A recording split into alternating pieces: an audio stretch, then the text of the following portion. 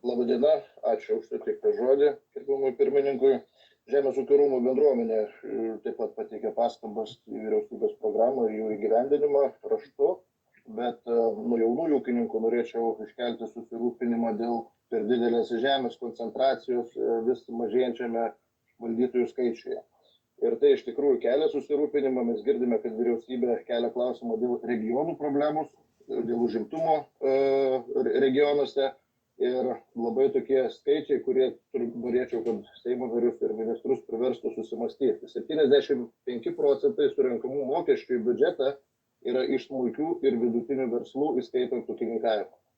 Lygiai tiek pat procentų, 75% visų įdarbintų asmenų yra smulkiuose ir vidutiniuose versluose, įskaitant ūkininkus, kurie įdarbina ne tik savo šeimos narius, bet ir sukuria papildomas darbo vietas.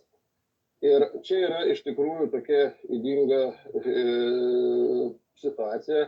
20% reiškiasi pareiškėjų gauna 80% investicijų. Ir eilę metų nesikeičiant situacijai, santvarkai ir matom tą problemą, kad regionai nyksta, regionuose ūkininkaujančių taip pat mažėja. Ir mes išskiriame dvi problemas. Tai pirmiausiai, ką minėjau, dėl žemių koncentracija. Apeinant įstatymą ir ministrui gerbiamam aplinkos tikrai yra klausimas, ar jūs esat pasiruošęs įgyvendinti, kad įstatymas leidžiantis nuosavybės teisę valdyti 500 hektarų veiktų ir nebūtų galima jo apeiti per fizinius ir su fiziniais asmenimis susijusius juridinius vienetus.